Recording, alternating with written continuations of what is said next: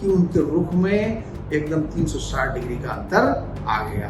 लगा कि व्यापारिक डील दोनों देशों के बीच हो पाएगी। रूस से तेल आयात को लेकर धमकी दे दी है। भारत ने भी अब एक कठोर जवाब। नमस्कार मित्रों, इस बार डोनाल्ड ट्रंप जब अमेरिका के राष्ट्रपति बनकर आए थे तो ऐसा लग रहा था कि भारत अमेरिका के संबंधों को नई ऊंचाई मिलेगी। जो विगत 25 वर्षों से भारत और अमेरिका के संबंध लगातार नई ऊंचाइयों को छू रहे थे।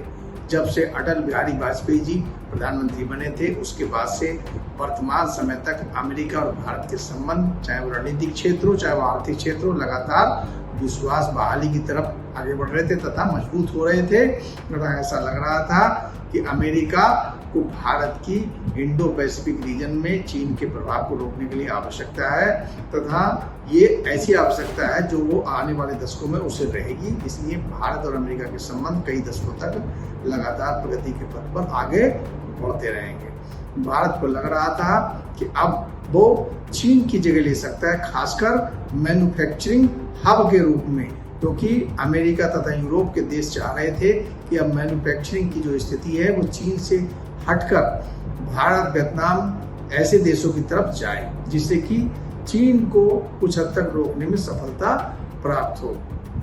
लेकिन राष्ट्रपति डोनाल्ड ट्रंप के मन में पता नहीं क्या चल रहा था। उनके जो विशेष दूत अक्सर बन के जा रहे हैं, पिटकाफ हों चाहे उनके विदेश मंत्री मार्को रूबियो हों, पता नहीं उनमें से किसी ने सलाह दी या किसने सलाह दी कि उनके रुख में एकदम 360 डिग्री का अंतर आ गया। ऐसा किसी ने सोचा भी नहीं था कि वो भारत के प्रति ऐसा रुख अपनाएंगे। उन्होंने जब पूरी दुनिया पर टैरिफ लगाया तब भी भारत को लग रहा था कि अंततः भारत के प्रति वो एक नरम रवैया अपनाएंगे तथा बहुत कम टैरिफ के साथ मामले का पटाक्षेप कर देंगे। बाद में भी ऐसा लगा कि व्यापारिक डील दोनों देशों के बीच हो पाएगी, हो जाएगी और संबंध फिर से ठीक हो जाएंगे। लेकिन व्यापारिक डील आखिरकार नहीं हो पाई और वर्तमान स्थिति ये है कि अमेरिका ने भारत पर 25% टैरिफ लगाने की घोषणा के साथ ही रूस से तेल आयात को लेकर अतिरिक्त शुल्क लगाने की भी धमकी दे दी है और उसकी सीमा 8 अगस्त को समाप्त हो रही है। ऐसे में भारत का धीरज अब जवाब देने लगा है और भारत ने भी अब एक कठोर जवाब अमेरिका को दिया है। भारत अपने जनता को हितों में ध्यान रखते हुए जहां से भी सस्ती ऊर्जा प्राप्त होगी, जहां से भी सस्ता तेल प्राप्त होगा, जहां से भी सस्ती गैस प्राप्त होगी, वहां से खरीदेगा। वो इस मामले अपनी स्वतंत्र विदेश नीति को अपनाएगा। रूस से तेल आयात भी इन्हीं चीजों को ध्यान में रखकर किया जा रहा है, किसी लाभ के लिए नहीं किया जा रहा है। यह ऐसा इसलिए नहीं किया जा रहा है कि ताकि रूस की अर्थव्यवस्था सही रूप में बनी रहे। अगर ऐसी स्थिति है, अगर रूस से आयात इतना खराब लग रहा है तो अमेरिका और यूरोप भी तो रूस से आयात कर रहे हैं। यूरोप भी तो भारी मात्रा में गैस खरीद रहा है तथा अन्य चीजें रूस से खरीद रहा है। अमेरिका भी अरबों डॉलर का व्यापार, अरबों डॉलर का आयात रूस से कर रहा है।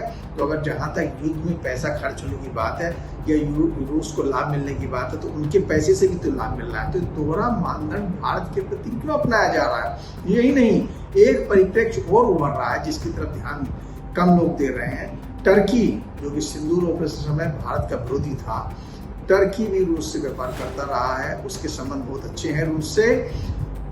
सऊदी अरब के भी संबंध बहुत अच्छे हैं, वो भी व्यापार कर रहा है। संयुक्त अरब अमीरात के भी संबंध बहुत अच्छे हैं और अमेरिका इन देशों को कुछ भी नहीं कह रहा है, केवल भारत को सॉफ्ट टारगेट बना रहा है। पता नहीं उसे ऐसा क्या लग रहा है, पता नहीं किसने राष्ट्रपति डोनाल्ड ट्रंप के कान में फूंक दिया है कि भारत के प्रति ऐसा रवैया अपनाने से रूस जो है युद्ध से पीछे हट जाएगा। आखिरकार रूस जो युद्ध में पीछे नहीं हट रहा है या जो शांति समझौता नहीं हो पा रहा है तो ट्रंप को अपने गिरबान में भी तो झांकना चाहिए।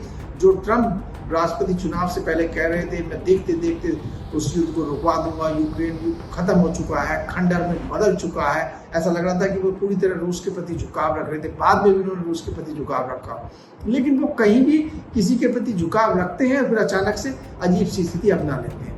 एक तरफ रूस के प्रति झुकाव रख रहे हैं, ऐसा लग रहा था कि रूस के हितों को ध्यान में रखते हुए रूस और यूक्रेन समझौता हो जाएगा। जेलेंस्की को वो कई बार डांट भी चुके थे, उनको अपमानित भी कर चुके थे। ऐसा लग रहा था कि वो व्लादिमीर पुतिन के पक्ष में वो समझौता हो ही जाएगा। वो रूस के संप्रभुता का ध्यान रखते हुए, रूस के अहम का ध्यान रखते हुए समझौता करवा देंगे। लेकिन वो खुद ही फिर से लालच में पड़ गए। उन्होंने उनकी निगाह यूक्रेन के खनिजों की तरफ चली गई। उन्होंने ज़ेलेंस्की पर दबाव डाला कि खनिजों संबंधी समझौता कर लिया। जब आप खनिजों संबंधी समझौता कर लोगे तो कहीं ना कहीं नाटो के किसी देश की यानी कि अमेरिका की वहाँ एंट्री हो गई और रूस की स्थिति जो रणनीतिक स्थिति वो कमजोर हो गई। तो रूस कैसे समझौता कर लेगा? आप एक तरफ समझौता कर रहे हैं, दूसरे हाथ से पैसा निकालने की कोशिश कर रहे हैं। ऐसा अगर आपकी नीयत साफ होती, जैसे यूक्रेन को आपने पहले पैसा दिया, उसको मांगने के पीछे ना पड़ती। जो बाइडेन के समय में उसमें कोई ऐसी शर्त तो थी नहीं, लेकिन राष्ट्रपति डोनाल्ड ट्रंप ने कहा नहीं वो हमने पैसा दिया है, हमने हथियार दिए हैं, तो पैसा हमें चाहिए, आप ऐसे नहीं दे पाओगे तो आप अपने खनिज दो। अब उनके खनिजों के बहाने आप रूस में घुस गए। अब कैसे कोई भी देश रूस इस समझौते को कैसे स्वीकार करेगा वो कह नहीं पा रहा है, वो अलग बात है, लेकिन असली स्थिति यही थी।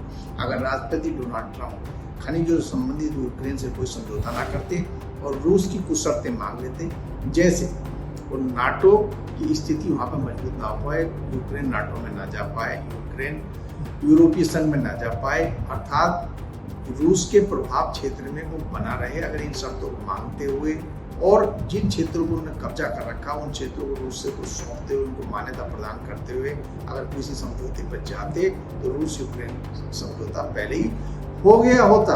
लेकिन उन्होंने इन सब चीज़ों पर ध्यान न देते, वहाँ भी अपने आर्थिक हित देखे। ऐसे अगर आर्थिक देखोगे तो आप कहीं भी पूरी तरह सफल नहीं हो पाओगे। यही नहीं, इजराइल ईरान के युद्ध में भी कोई एक स्पष्ट फल वहाँ भी प्राप्त नहीं हुआ है। ना तो वहाँ इजराइल को आप कह सकते हैं कि वो पूरी तरह जीत पाया है या वहाँ युद्ध जैसी स्थिति खत्म हो पाई, ना आप ईरान को कह पाए कि वो पूरी तरह हार गया है। वहाँ पे भी इनकी स्थिति अजीब सी थी, कभी कुछ कहते थे कभी कुछ कहते थे। अब ये इनकी रणनीति का हिस्सा हो सकता है, लेकिन ऐसी रणनीति की स्थिति से इजराइल और अमेरिका के बीच भी अब पहले वाला विश्वास नहीं रहा होगा। अब इस तरह से दुनिया को हैंडल कर रहे हैं जैसे कि अमेरिका सिरमौर है, उसके सामने कोई है नहीं और ये उस सिरमौर व्यवस्था के शीर्ष पद पर बैठे हुए हैं। अब ये इंचार्ज है, बार बार कहते नहीं अब मैं इंचार्ज हूँ, अब ये नहीं हो सकता। अमेरिका को सबने शोषण किया है और अब अमेरिका का शोषण नहीं होने देंगे। अब अमेरिका के साथ सबको रिश्ते अमेरिका की शर्तों पर रखने पड़ेंगे, सबको अपने बाजार खोलने होंगे, सब देशों को व्यापार घाटा कम करना पड़ेगा। तो उन इन्वेस्टर्स को अगर अमेरिका से लाभ कमाना है तो अमेरिका में भी इन्वेस्ट करना होगा। वो एक तरह से अमेरिका को हर चीज़ में आगे करना चाहते हैं। तो लग रहा है मैन्युफैक्चरिंग हब भी अमेरिका को ही बनाना चाहते हैं, जैसा कि उन्होंने पिछले दिनों कहा भी था। टिम कुक से कहा था कि आप भारत में क्यों निवेश कर रहे हो, भारत में निवेश करने से बचो। ऐसी बातें एक राष्ट्रपति के पर रहते हुए व्यक्ति को शोभा नहीं देती हैं, लेकिन वो ऐसा कर रहे हैं। अभी तक वो अमेरिका में कुछ हद तक सफल होते दिख रहे हैं। पता नहीं रोजगार कितना बढ़ा पाएंगे, कितना। भारत इंडो पैसिफिक रीजन का बड़ा खिलाड़ी बन चुका है, इसीलिए अमेरिका ने जापान, ऑस्ट्रेलिया और भारत को लेकर क्वाड की स्थापना की थी। देखते हैं भविष्य में क्वाड का भविष्य कैसा रहता है, लेकिन अब डोनाल्ड ट्रंप ऐसा नजरिया दिखाएंगे तो क्वाड का कोई वैल्यू नहीं रहता है। भारत को चाहिए कि वो जापान, रूस और ऑस्ट्रेलिया को लेकर एक नया गठबंधन बनाए तथा मजबूती से आगे बढ़े, क्योंकि ये तीनों देश अगर साथ रहेंगे तो इंडो पैसिफिक में फिर वर्चस्व बना सकते हैं। अमेरिका साथ रहना चाहे तो रहे।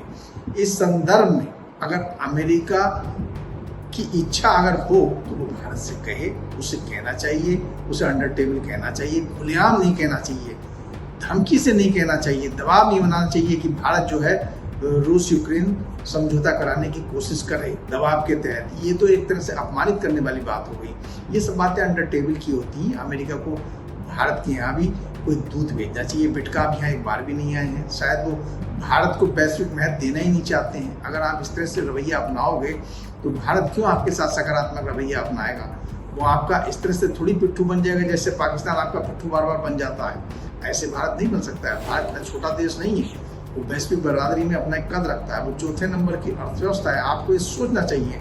आपके ना सोचने से भारत की अर्थव्यवस्था डेड कहने से उसकी अर्थव्यवस्था डेड नहीं हो जाएगी।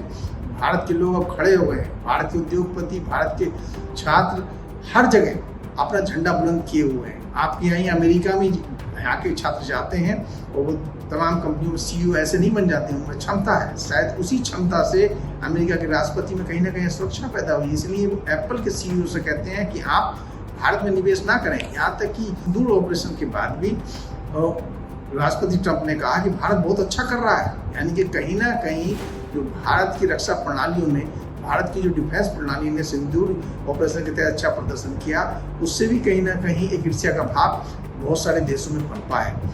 तो सिंदूर ऑपरेशन के लाभ भी हुए हैं, लेकिन कहीं ना कहीं नुकसान भी हुए हैं। इससे भारत कहीं ना कहीं भारत के प्रति एक ईर्ष्या का भाव पनपा है। टर्की और अजरबैजान जैसे देश खुलकर सामने आए हैं। टर्की नाटो का सदस्य देश भी है। सऊदी अरब, संयुक्त अरब अमीरात और टर्की जैसे देशों ने कहीं ना कहीं पाकिस्तान के कहने पर अमेरिका से शायद गुहार लगाई थी।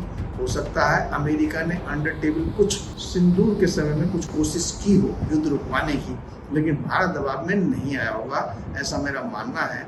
लेकिन युद्ध रुक जाए तो उसमें कोई बुराई नहीं है। भारत को इस समय अपनी व्यापारिक डील पर ध्यान देते हुए अंडर टेबल किसी तरह अमेरिका से व्यापारिक डील कर लेनी चाहिए। इसी में भारत की भलाई है, इसी में अमेरिका की भी भलाई है। ये सब देख रहे हैं कि कहीं ना कहीं अमेरिका चीन के दबाव में आ गया है, तभी वो रूस से तेल आयात को लेकर चीन को वैसी धमकी नहीं दे रहा है जैसी भारत को दे रहा है। तो डोनाल्ड ट्रंप को ये सोचना चाहिए कि अपने इतने गहरे और इतने अच्छे दोस्त के साथ ऐसा बर्ताव एकाएक नहीं करना चाहिए। इससे अमेरिका की साख पर भी पट्टा लगता है। अमेरिका के प्रति दूसरे देशों का विश्वास डगमगाता है और कहीं ना कहीं ऐसी स्थिति बनती है कि अमेरिका अपने लाभ के लिए कभी भी किसी का साथ छोड़ सकता है और कभी भी किसी को पीछे करने के लिए कोशिश कर सकता है। आने वाले समय में हम चाहते हैं कि भारत और अमेरिका के संबंध फिर से पटरी पाए, व्यापारिक डील हो जाए, रूस यूक्रेन युद्ध भी थम जाए और दुनिया में कोई ऐसा तनाव ना फैले जिससे कि थर्ड वर्ल्ड वॉर की तरफ दुनिया बढ़े। राष्ट्रपति डोनाल्ड ट्रंप को उनके सलाहकार कुछ अच्छी सलाह दें, पेटकाप हों, चाहे मार्को रूबियो हों, उनको सही सलाह दें। और अब ये एक ध्रुवीय व्यवस्था नहीं रहने वाली है। वो कितनी भी कोशिश कर लें, ये एक बहुध्रुवीय व्यवस्था ही रहेगी। धन्यवाद।